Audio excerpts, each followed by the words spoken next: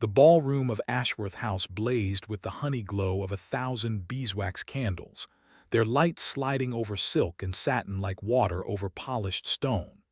Miss Helena Vane stood near the French windows, a flute of ratafia untouched in her gloved hand, watching her fiancé lose yet another hand of cards. Lord Percy Ashworth laughed too loudly at the faro table, his cravat wilting, his fair curls pasted to his forehead. 3 months engaged to him, and Helena had catalogued every weakness. The gambling, the flattery, the way his eyes skittered from hers when she asked a direct question. Still, he was handsome, titled, and her family needed the connection. She had learned to swallow disappointment like a bitter tonic. Bored with the overheated room, she slipped through the terrace doors to find cooler air. The path led her to a narrow servants' passage that ran alongside the card room, a shortcut she often used to avoid the crush. Through the thin wall, voices bled. "Your vowels are stacking up, Ashworth." The tone was carved from winter frost, a voice that did not ask, merely stated. Helena's spine stiffened. "I am aware, Your Grace." Percy's voice had lost its laughter. "Another hand, double or nothing." "You have nothing left to double." A pause thick as wool. Then Percy spoke again, the words tumbling out desperate and quick. "Miss Vane, I'll stake my engagement. She brings a dowry of 12,000, her family's estate in Kent unentailed. Marry her off and the debts vanish. I'll draw up the papers tonight." Helena's fingers curled against the wall. The air left her lungs in a slow, soundless stream. She did not move, did not gasp, did not give the slightest signal of her presence. Some deep-bred instinct held her still, that feminine armor worn by generations of women trained to absorb shock in silence. The Duke of Kelmwood let the silence stretch. "Then, you would trade your intended like a lame horse at Tattersall's." "A practical transaction, Your Grace. The chit is handsome enough, docile, well-bred. You need a duchess before the inheritance clause expires. I need my creditors silenced. Everyone wins." A rustle of cards. "Very well, draw the queen." Helena turned her head slowly, pressing her brow to the cool plaster. She listened to the shuffle, the flip of pasteboard, Percy's shuddering exhale. She did not wait to hear the outcome. She walked back the way she came, each step measured, her silk slippers making no sound on the stone. Back in the ballroom, the dancing had resumed. Percy found her near the punch table, his face flushed with triumph and terror. "There you are, my dove. You look pale. Are you unwell?" She studied him, the weak mouth, the restless hands. "I find the company rather thin tonight." He laughed, missing her meaning entirely. "Always so particular. Come, I shall fetch you an ice." As he turned, Helena lifted her gaze across the ballroom. The Duke of Kelmwood stood by the marble pillar, his dark hair unpowdered, his coat severe in its lack of ornament. He was not looking at Percy. He was looking directly at her. The knowledge in his gray eyes confirmed everything. He knew she had been listening. He had known the entire time. She did not drop her gaze. She held it, letting him see nothing. No tears, no rage, no pleas. She was not a woman who shattered in public. Then she set down her glass and walked to the entrance hall, collected her wrap, and ordered her carriage without a tremor in her voice. The next morning, Helena sat in the breakfast room of her family's townhouse. The tea cooled in its cup. On the polished mahogany lay the morning broadsheet, its ink still sharp with new scandal.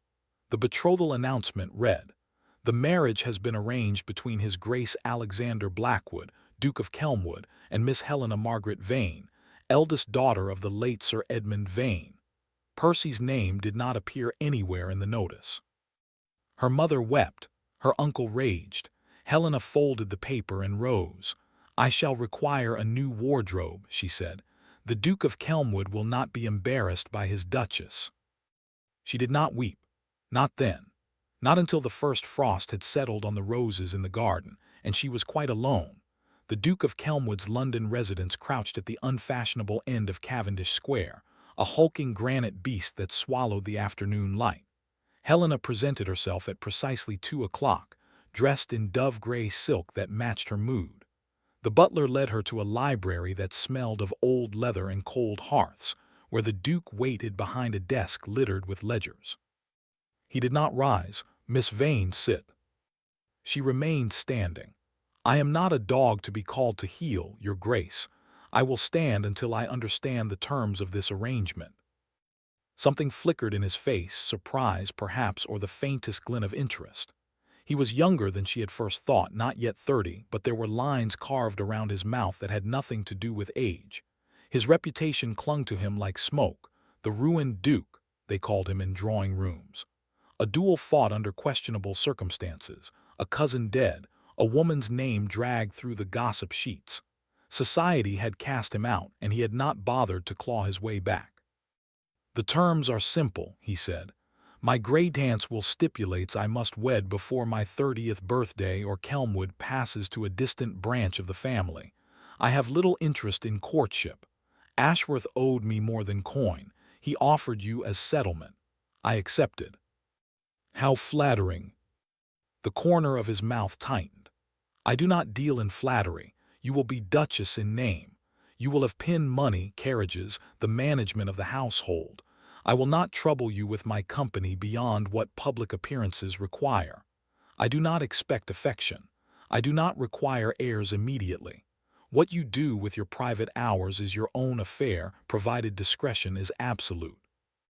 Helena absorbed this. A cage then, but one gilded enough to afford her a measure of freedom. "And if I refuse?" "Your family's finances are in a state I suspect you do not fully comprehend. Ashworth held several of your uncle's notes. Those notes now belong to me. Refuse, and I call them in. Accept, and I burn them before the ink dries on the register." She had known Percy was reckless, but this depth of betrayal stole her breath. Her uncle, her mother, her younger sisters, all dependent on a house of cards Percy had deliberately weakened. And this man, this cold-eyed Duke, had swept up the pieces without a flicker of remorse. "I have conditions," she said. His eyebrows lifted. "You are in no position to make demands." "I will be a proper duchess. I will manage your household, appear at your side in public, and offer no hint of discord. In private, we will occupy separate chambers and separate lives. You will not visit me uninvited. You will treat me with courtesy in front of servants and society. And you will never, ever speak of this arrangement as a trade to my face again. I am not a horse." The silence hung between them. A clock ticked somewhere in the depths of the house. Then the Duke rose slowly and rounded the desk. He was taller than she had realized, and the proximity made her pulse quicken, though she refused to step back. "Agreed," he said. "You have more spine than Ashworth ever deserved." The wedding took place 3 weeks later at a small chapel in Mayfair, witnessed by a scattering of curious Ton members and Helena's pale, confused family. Percy attended, seated in the back row with a smirk that made Helena's skin crawl. When the time came for the signing of the register, he approached the altar as if he had every right to be there. "Well, my dear," he murmured, leaning close enough for his breath to brush her veil, "you landed on your feet. A duke, no less. Pity he's a murderer, but one cannot have everything." Before Helena could form a reply, the Duke's voice cut through the chapel like a blade. "Ashworth, I trust your creditors will be as charitable as the lady you bartered. Do not linger. Your presence offends my bride." The handful of guests heard. The clergyman heard. Percy's smirk collapsed into something ugly and white around the edges. He withdrew without another word. The Duke offered Helena his arm. His expression revealed nothing, but the pressure of his hand was steady. "Shall we, Duchess?" She placed her gloved fingers on his sleeve. "We shall." The Duchess of Kelmwood learned quickly that the Tun's memory was long and its mercy non-existent. At her first public outing, a musicale at Lady Danforth's, the whispers began before she crossed the threshold. "That is her, the Ashworth cast-off. Traded like a parcel, can you conceive?" And to the Kelmwood creature, a fitting match of scandal and desperation. Helena walked past them with her chin at a precise angle. Her gown a deep shade of amber that flattered her dark hair. She had chosen the color deliberately, a hue too bold for a shrinking violet.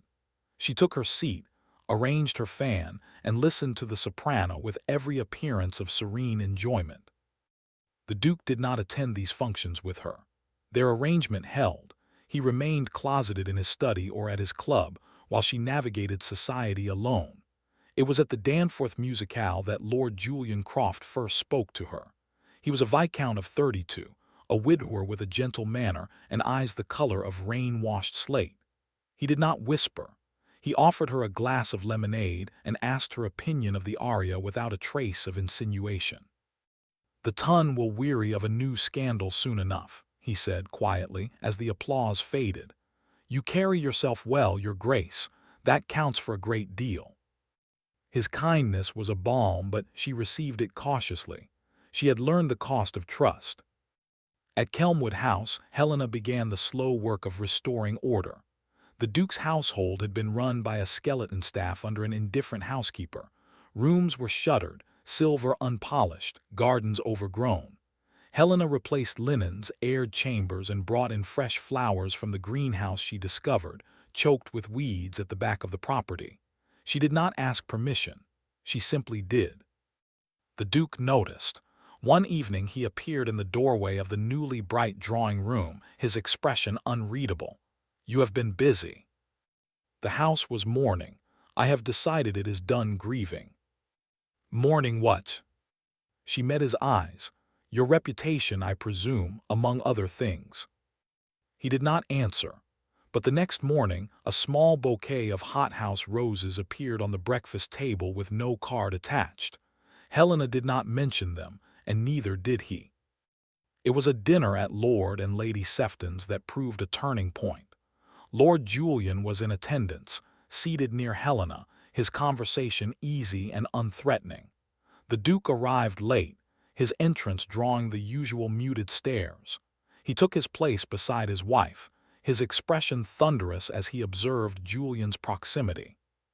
The trouble came from Lady Beatrice Marlowe, a woman whose tongue was as sharp as her cheekbones. Leaning across the table, she said, loud enough for the entire party to hear, "I do admire your fortitude, Duchess. Were I bartered to a disgraced house, I think I should go into a decline." The table hushed. Glasses paused midair. Helena felt heat climb her throat, but she placed her napkin down with deliberate calm. "Lady Beatrice, one cannot go into a decline over matters of commerce. It would be terribly unfashionable, but I shall take your admiration as a compliment." A ripple of shocked laughter moved through the guests. Lady Beatrice colored.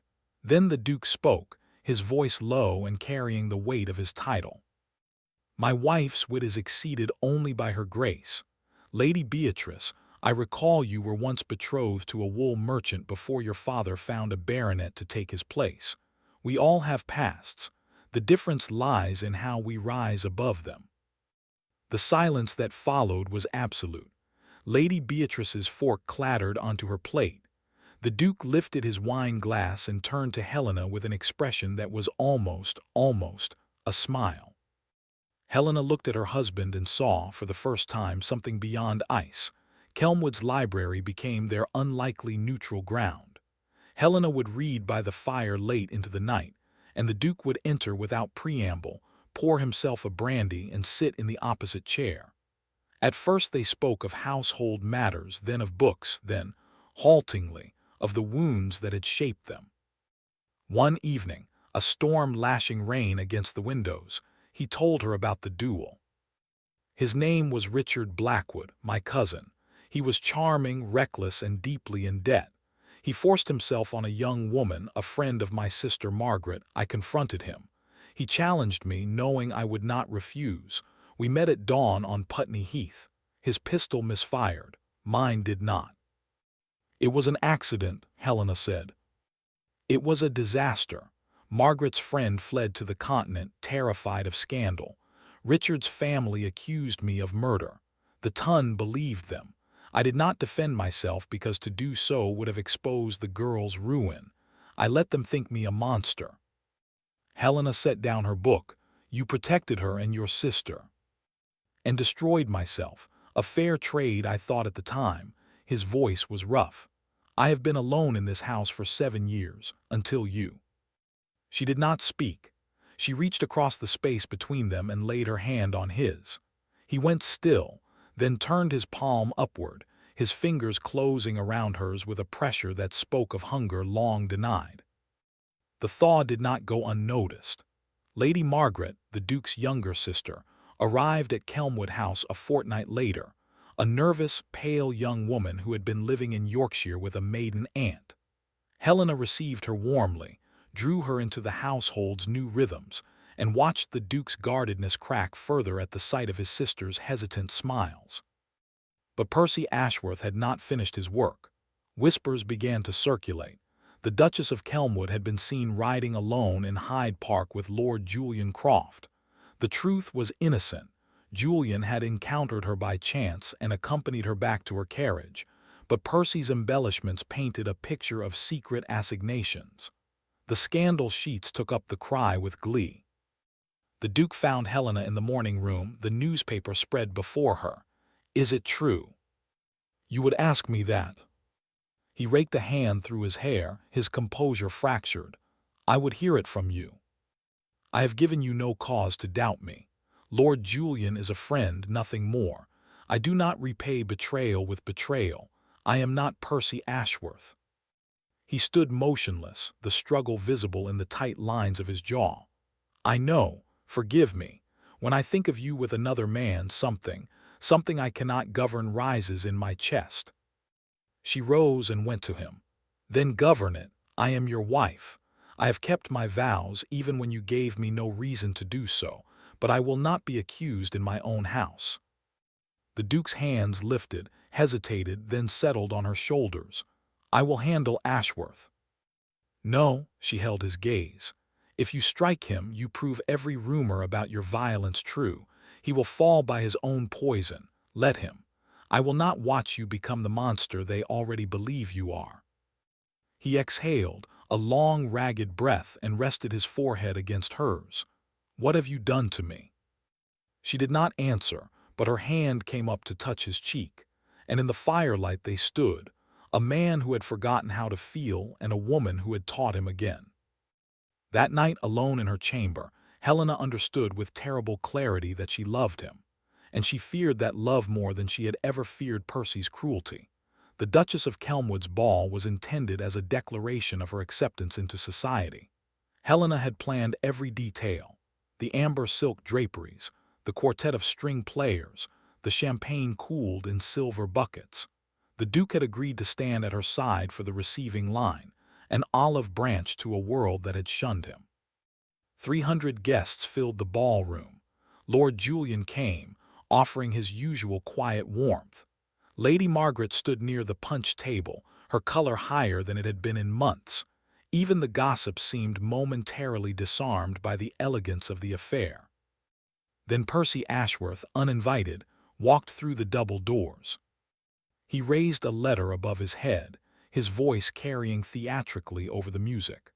My lords, my ladies, a diverting little document has come into my possession. It appears to be a love letter from the Duchess of Kelmwood to the Viscount Croft. Shall I read it aloud? The music died. Helena's blood slowed to something glacial, but she did not move from her place beside the Duke.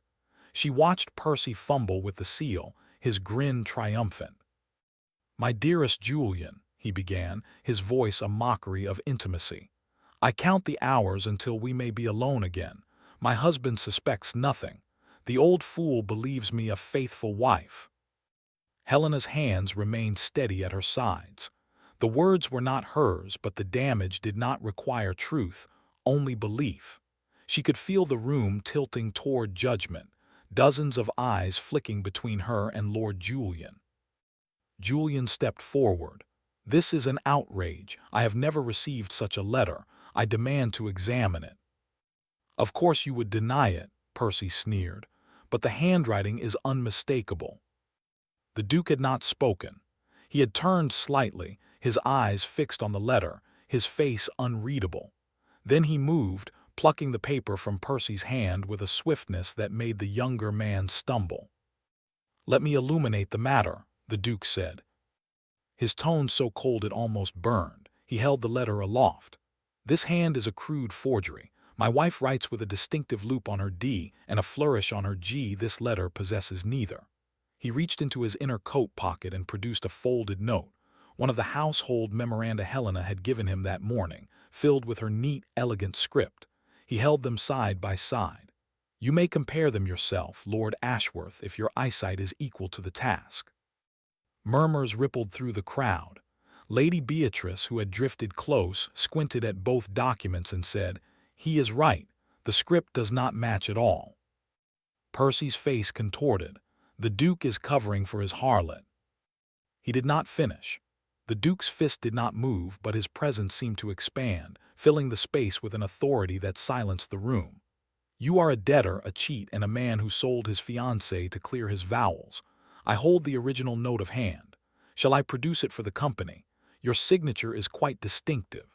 The sum, I recall, was £12,000 against the dowry of Miss Helena Vane, whom you wagered and lost in a game of faro." The ballroom held its breath. Percy's color drained from scarlet to gray. "I suggest you depart," the Duke continued.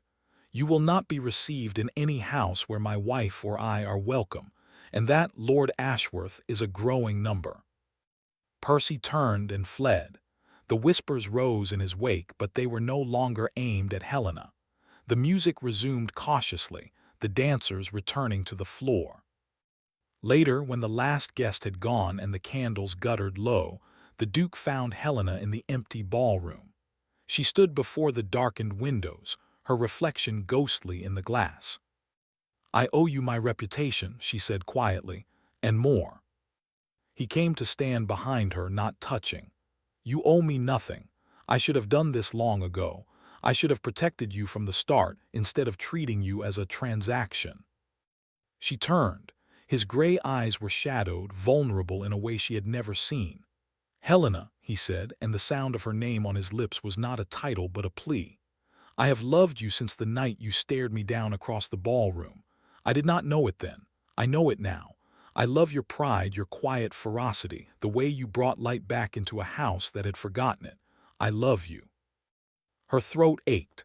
The words she wanted to say crowded behind her teeth, but the wound of her betrayal, Percy's first, then this marriage's bitter beginning, held them back.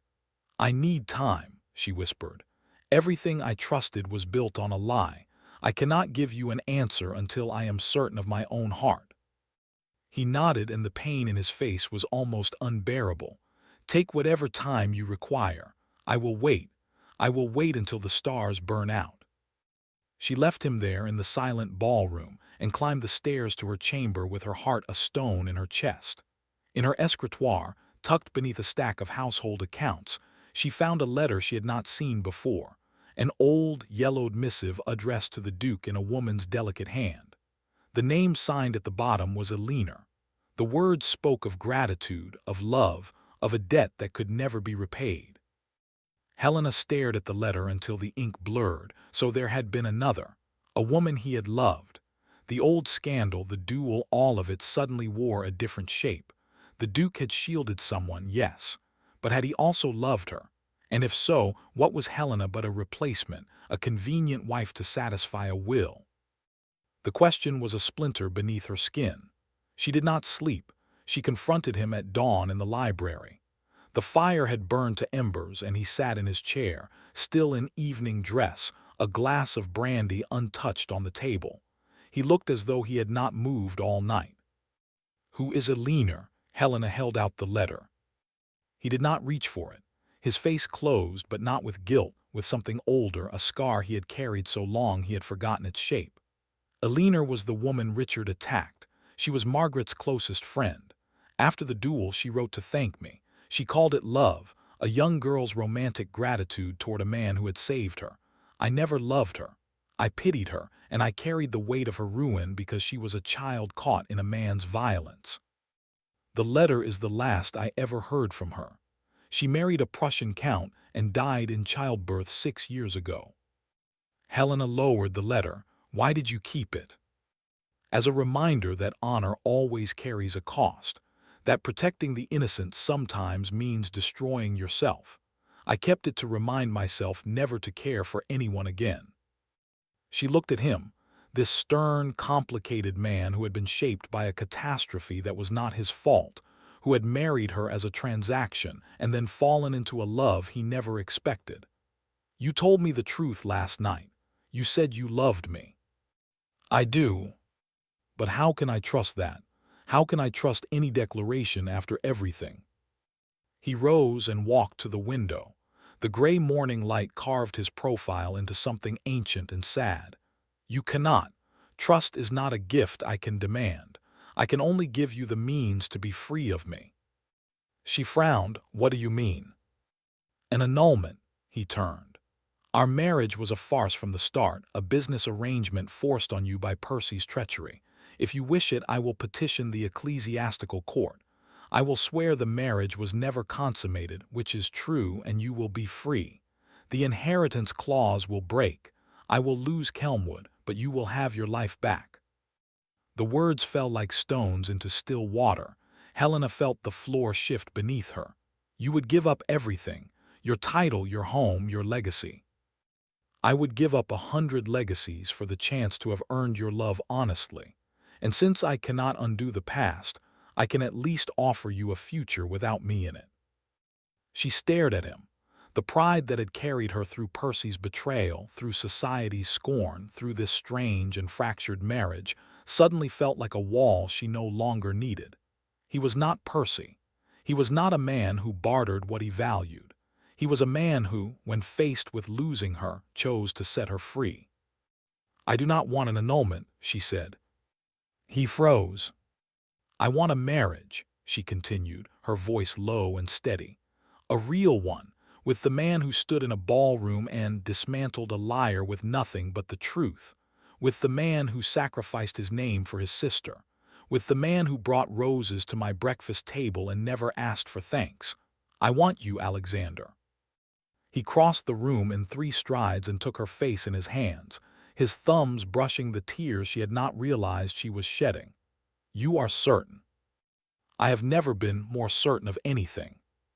His mouth met hers, and the kiss was not gentle. It was a claiming, a vow, a promise sealed in the gray light of a winter morning. She held on to him as if he were the only solid thing in a world that had spun her like a top for months. The moment shattered with the sound of hurried footsteps in the corridor. Lady Margaret burst through the library door, her face ashen. Alexander, Helena, a man has come to the servants' entrance. He says he has proof, witnesses, that Richard Blackwood did not die by accident. He says he will take the evidence to the newspapers unless you pay him £10,000. The Duke's arms dropped, his face hardened. Who is he? A footman Richard employed years ago. He claims he saw the duel. He claims you deliberately aimed for Richard's heart. Helena's mind was already moving. A footman with a grudge and a convenient memory. Who is paying him? Margaret hesitated. He arrived in a carriage with the Ashworth crest. Helena took command with the same quiet authority she had brought to the neglected rooms of Kelmwood. She ordered the footman, a sallow man named Higgins, to be brought to the morning room under guard. She sent Margaret to fetch the family solicitor. She instructed the Duke to remain in the library. You will do nothing, she told him. This is not a battle of pistols and honor. This is a battle of paper and patience, and I am very good at both. He stared at her, half in admiration, half in protest. Helena, you shielded your sister once and it cost you 7 years. Let me shield you now.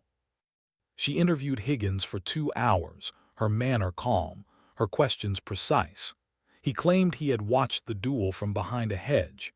He claimed the Duke had turned his pistol before Richard's misfire. He claimed Percy Ashworth had promised him £500 to deliver the story. Helena did not argue. She asked for details. The date, the weather, the color of the coats, the position of the seconds. She wrote everything down. Then she called for the solicitor and began drafting letters. Over the next 3 days, Helena sent inquiries to Putney Heath's groundskeeper, to the physician who had examined Richard's body, to the retired army colonel who had served as the Duke's second. The replies arrived one by one, each a nail in the coffin of Higgins's tale. The groundskeeper's logs proved Richard's pistol had been faulty. He had complained of it a week before the duel at a local tavern. The physician's records confirmed the bullet wound was consistent with a misfire, not a direct shot. The colonel, a man of unimpeachable honor, swore in affidavit that the Duke had been visibly distraught at the outcome, and that Richard himself had loaded the faulty weapon. On the fourth day, Helena summoned the ton to Kelmwood House for an afternoon assembly. She invited the same guests who had witnessed her humiliation at the ball. She invited Lady Beatrice. She invited Lord Julian, who arrived with a quiet smile and stood near the back. She did not invite Percy, but she knew he would hear of it.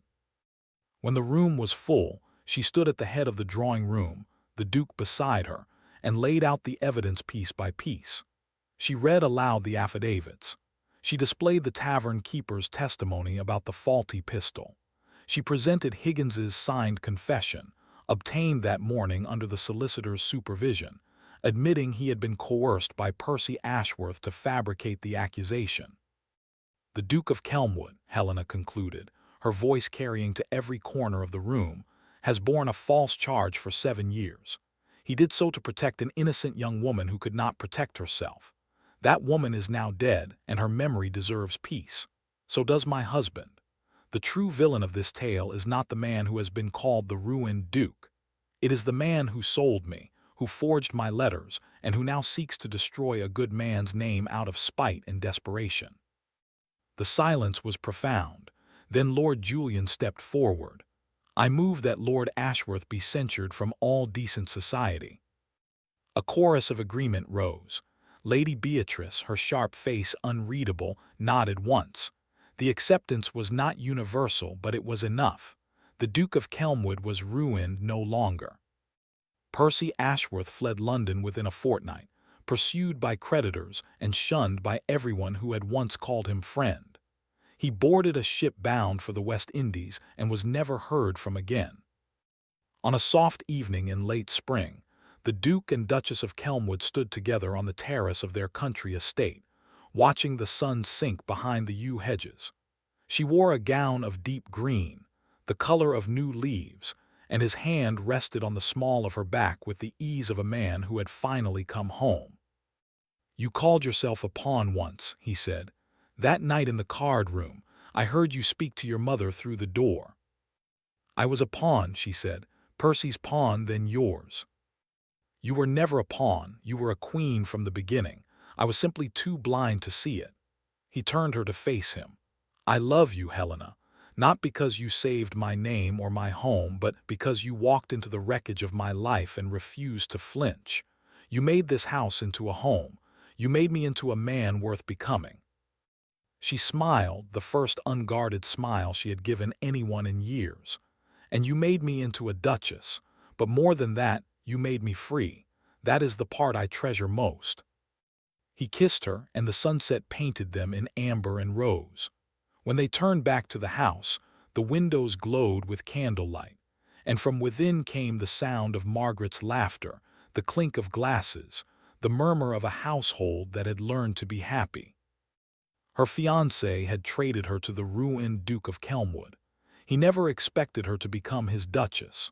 But she did, not through title alone, but through the fierce, quiet power of a woman who refused to be a transaction, and a man who discovered that honor was not a sacrifice, but a choice made every day. And that choice they made together for all the years that followed.